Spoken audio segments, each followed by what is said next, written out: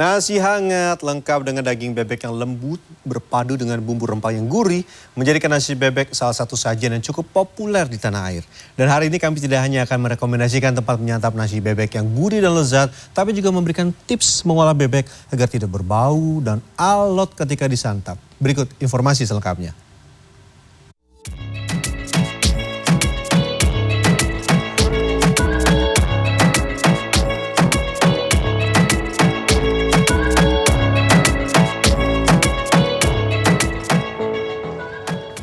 Ingin memanjakan lidah dengan hidangan gurih dan pedas? Nasi bebek dengan potongan daging besar dan bumbu pekat pedas ini adalah jawabannya.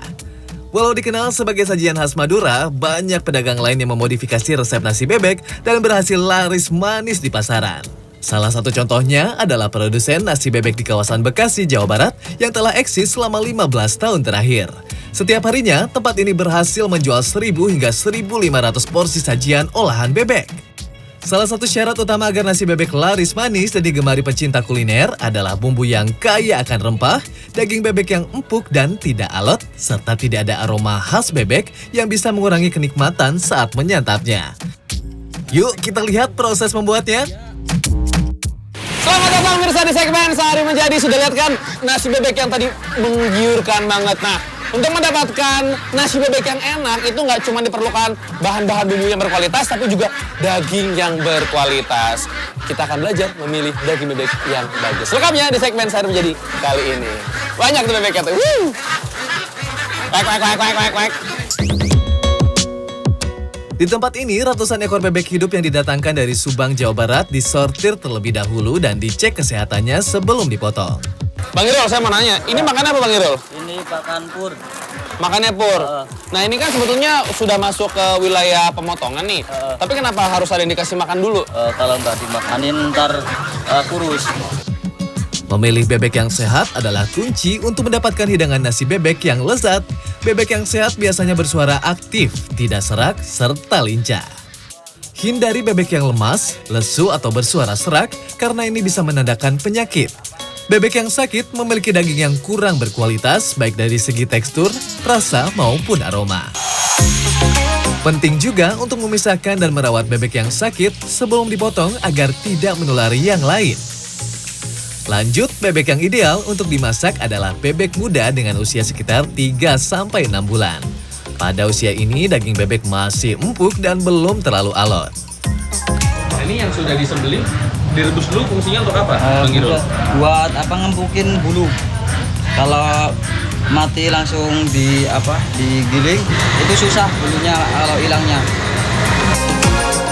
Sesudah itu, masukkan bebek ke dalam chicken plucker machine atau yang bisa disebut sebagai mesin pencabut bulu ayam.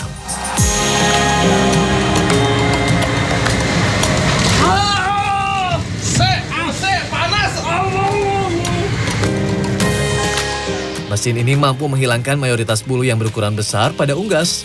Namun bulu-bulu kecil seperti ini masih harus diproses kembali. Sebetulnya bisa saja menggunakan pinset, tapi karena ada ratusan bebek yang dipotong, tentu lebih mudah dan cepat dong bila pakai alat ini. Kalau pakai pembakaran kan jangkauannya banyak juga. Kalau dicabutkan dikit-dikit. Kalau ini kan langsung banyak. Ini bisa. Pastikan seluruh kulit bebek terbakar sempurna, terutama di bagian sayap dan leher bebek.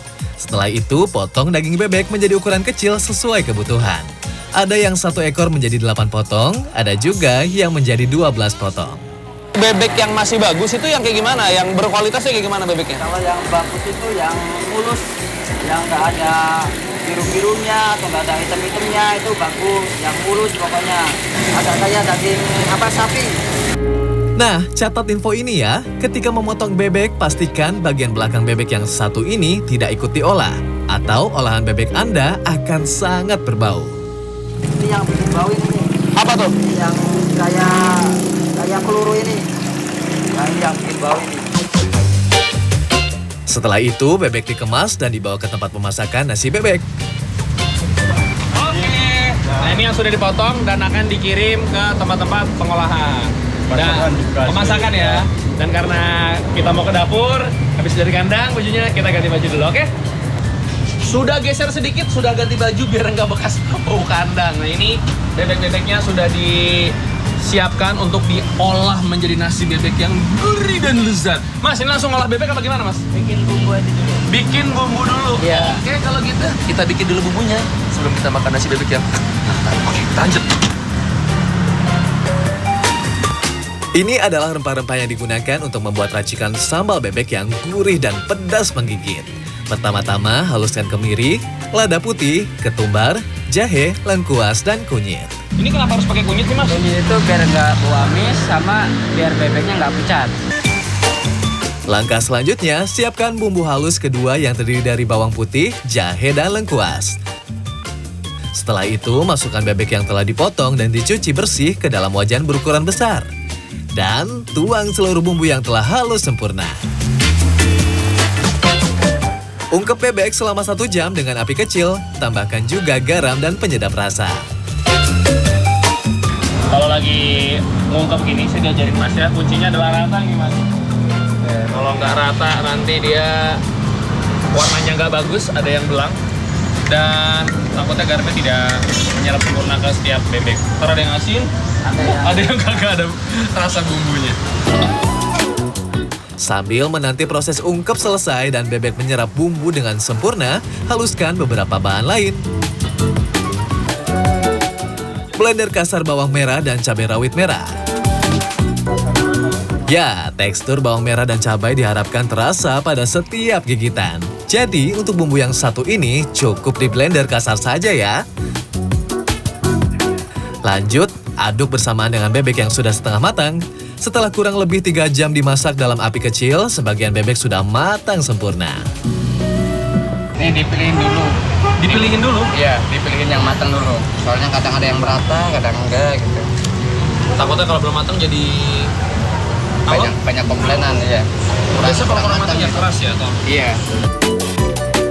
Ciri-ciri bebek yang sudah siap digoreng adalah warna kuning khas kunyit sudah menyerap sempurna hingga ke dalam daging.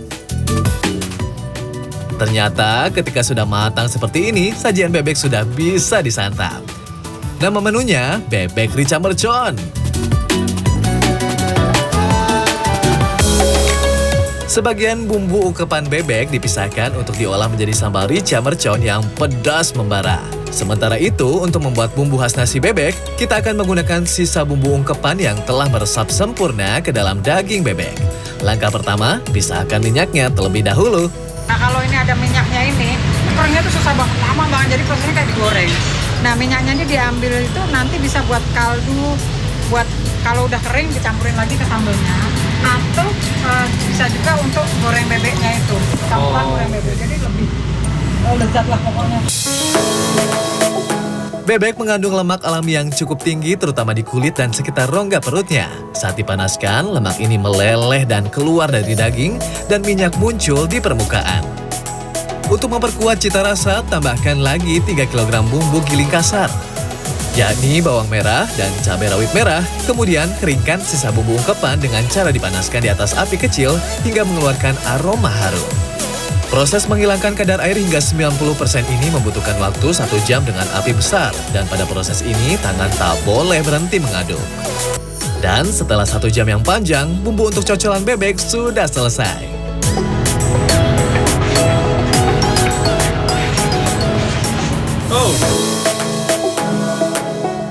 Menjelang jam makan siang, rumah makan ini semakin ramai dikunjungi pelanggan. Dan jangan lupa ketika menggoreng bebek, tambahkan minyak yang berasal dari ungkepan daging bebek ya, agar cita rasanya semakin gurih dan mantap.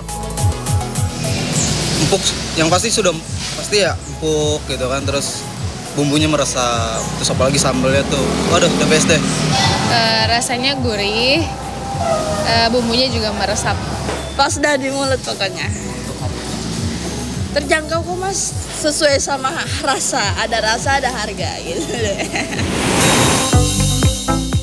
Harga seporsi nasi bebek lengkap dengan sambal, tahu, terong, lalapan plus nasi putih dipatok Rp28.000. Tapi kalau mau bebeknya saja, baik bebek rica mercon maupun bebek goreng, cukup merogoh kocek Rp18.000. Nah ini teksturnya yang saya suka nih. Dia agak sedikit chewy, tapi bukan yang keras alot. Tapi dia gak sampai selembut itu. Nah, ini yang saya suka. Jadi ketika dikunyah itu masih ada kenyal-kenyalnya, sensasi bebeknya masih ada, tapi bukan yang bikin behel saya berantakan misalnya, enggak. Ini mantep, pakai nasi baru pas dan pakai sambal. Mana sambal saya? Ini sambal, ini bebek. Dan waktunya menyantap bebek rica mercon.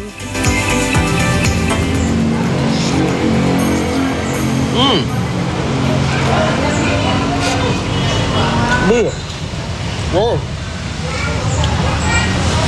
Wah, pedes nih. Pedesnya itu di atas si bumbu bebek goreng.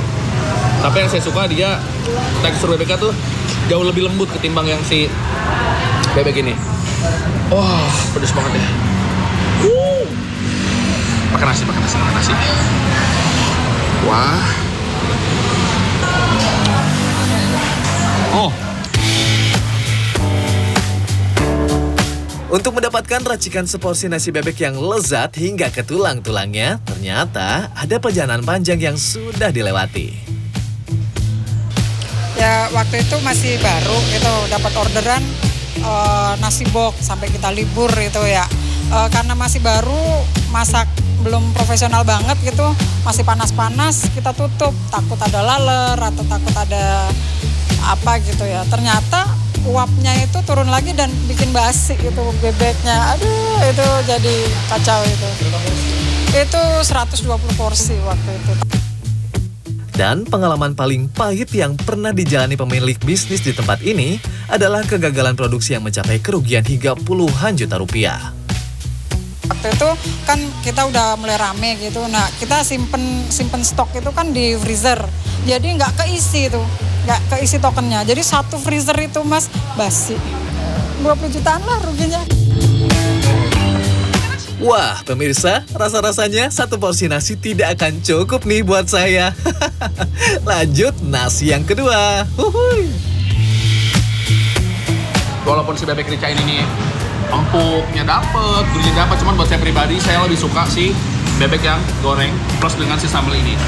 Karena ada rasa kayak sedikit smoky gitu ya, karena si gorengnya sampai agak kecoklatan dan ini jadi favorit saya. Jadi mau mencoba untuk bikin nasi bebek sendiri di rumah atau mau coba di sini, ingat udah pakai nasi kalau nggak kepedesan. Mantap. Dan Fernando Dwi Agung Yuliarto, Bekasi, Jawa Barat. Saya di sini dulu ya.